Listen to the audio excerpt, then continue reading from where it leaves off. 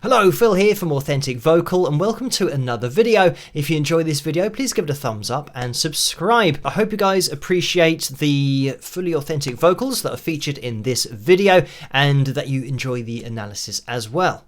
So, I've had a lot of requests to take a look at Amy Winehouse in the past, and sadly with some of the performances on the BBC, they get blocked from a copyright perspective, and tonight we're going to be taking a look at another performance. Hopefully this gets through because I don't think this was on the BBC, but we are going to be listening to the isolated vocal. The link to this original video is going to be in the description below, as always, if you guys want to watch it the whole way through without me interrupting it.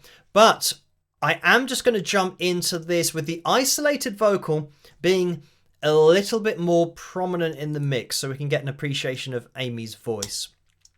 Your neighbors were screaming, I don't have a key for downstairs. I'm just going to jump in immediately because, I mean, Amy Winehouse's voice was just so unique and so distinctive. But, I mean, just look at this first phrase. Your neighbors were screaming. I mean, we're talking about supreme accuracy here over the C4, over the D sharp 4, first phrase of the song, up to the F sharp 4, and here this vibrato that just drifts sharp. I don't have a key. And then look at this B4, just bang up to the B4 there. For downstairs. And I mean, so far we are so consistent pitch wise, but we're not perfectly over a line, on top of a line, for any length of time because of the nature of the phrases that we've got going on here. But let's just listen on. So I punch all off the buzzer, hoping you wouldn't be there. So this is it. This is what it is all about. And when I say it's all about, this is what singing is all about. Because we've had a start to the song here that is really, really accurate from a pitch perspective. And as we progress through, I always say that with a natural voice, you get resets. Or with great singers, you get resets, which means that they can be really accurate and sometimes be over the lines of A440, standard pitch, equal temperament. But they will always give you expression. And guess what? Expression is measured when you're looking at this in microtones, which is the space between the lines.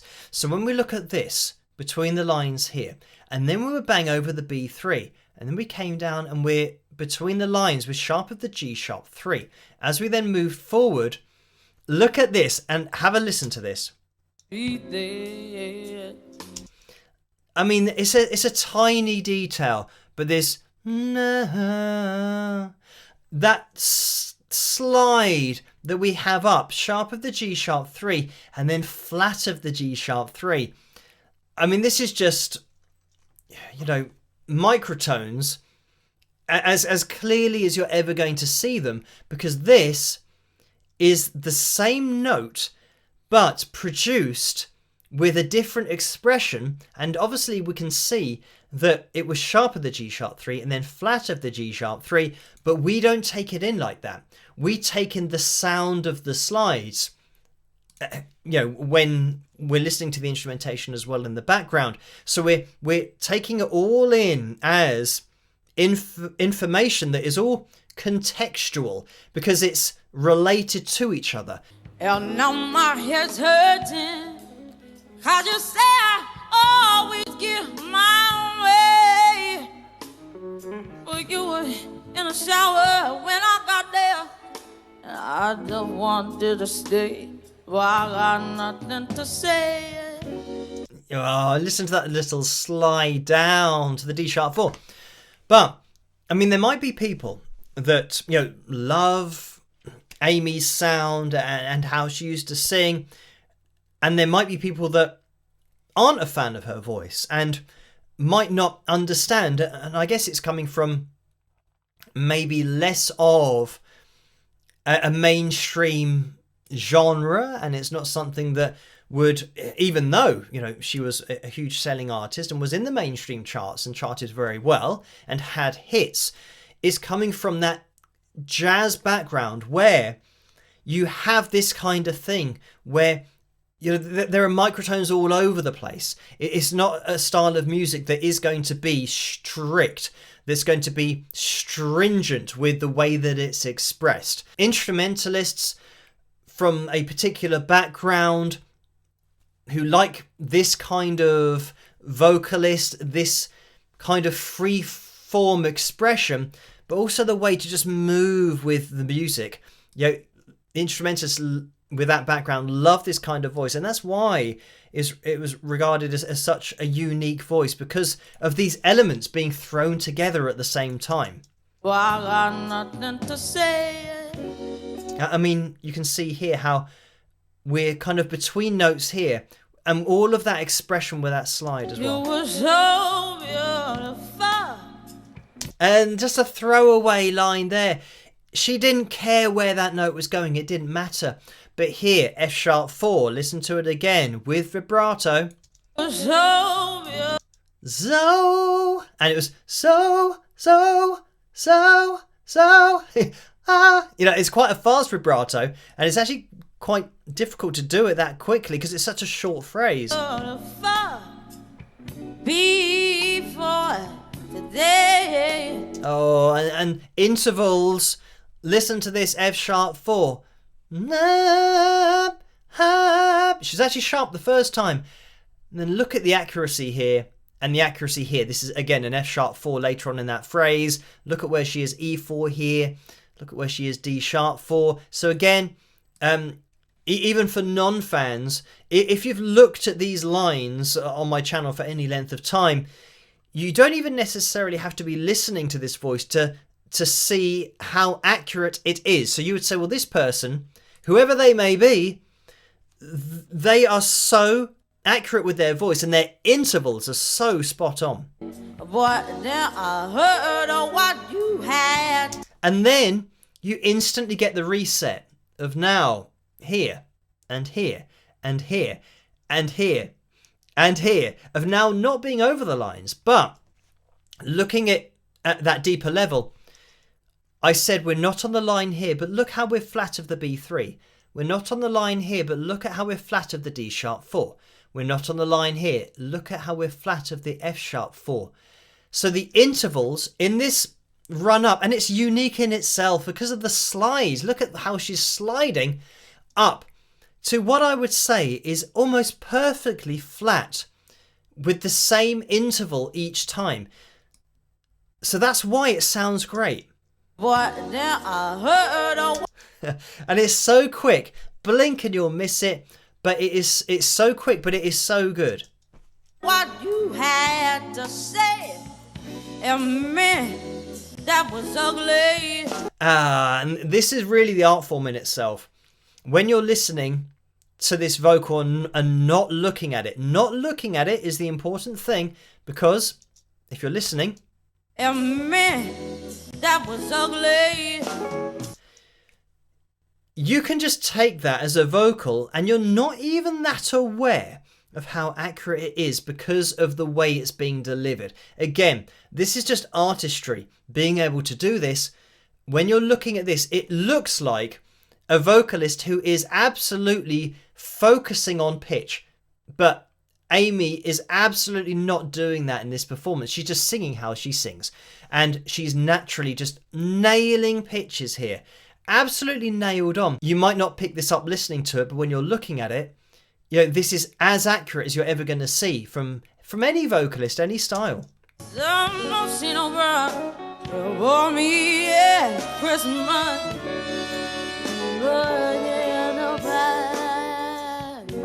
And even just that change in vocal technique of kind of going from the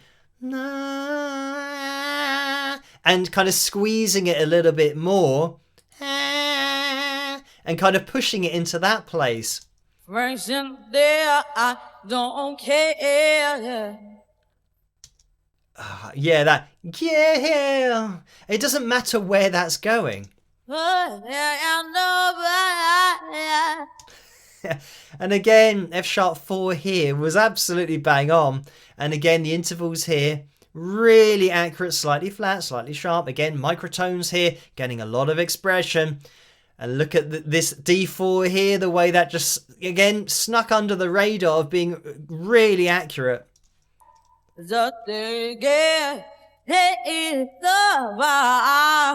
And the resets, here they are, in between D sharp 4 and E4. Same again here. But then again, looking at this in a bit more detail, how we're flat here and we're flat here at the end of these little slides. So those intervals are still really accurate. And again, that slightly different change in the placement and the sound. The amount of range that's being covered, I've already said I don't want this video to go on for too long, but there are so many aspects to her voice. Being able to hit these notes so far apart range-wise, but still be so accurate with them. I mean, it's a totally different skill to be able to kind of jump straight up to, you know, a G sharp 4, you know, from the octave below, but she's constantly doing this. But I guess I just don't know. But you make me cry. And there, you know, great example. The end of the run was the G3, and now she's up to the G4, G sharp 4. When my kids go by, when I mean, she just absolutely locks in sometimes. Why is it so unique? And the answer is because she's hitting pitches, but at the same time hitting you with so much else that you're not even aware of the pitches that are being hit. You just think, well, this sounds unique, this sounds different. And yeah, it's absolutely up there with, you know, a really accurate vocalist who might be singing, you know, more kind of mainstream pop songs where the notes aren't jumping as much and they're just holding pitches. But Amy had that pitch accuracy with a style of music where you had to jump all over the place, which is so much more difficult to execute.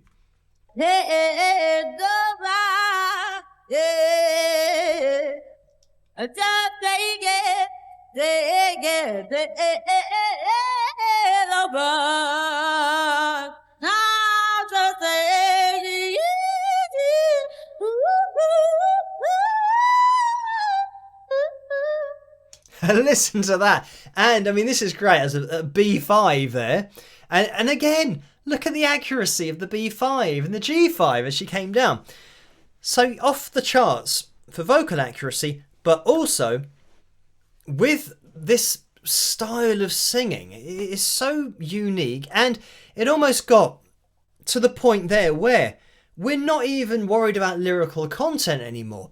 It is the classic jazz sound of turning the voice into an instrument and having scat singing where there are just notes that are being hit and vocal runs, and it's more of an expression of the soul that doesn't even need lyrical content with it. It's just an expression and a sound that obviously is perfectly following pitch here and melody. Hopefully, yeah, you can appreciate what a unique vocalist she was because of all of the things that are pointed out here. So there we have it. Thank you guys for watching this vocal analysis video. I hope you have enjoyed it. If you did, please give it a thumbs up and subscribe, and I'll catch you guys at the next one.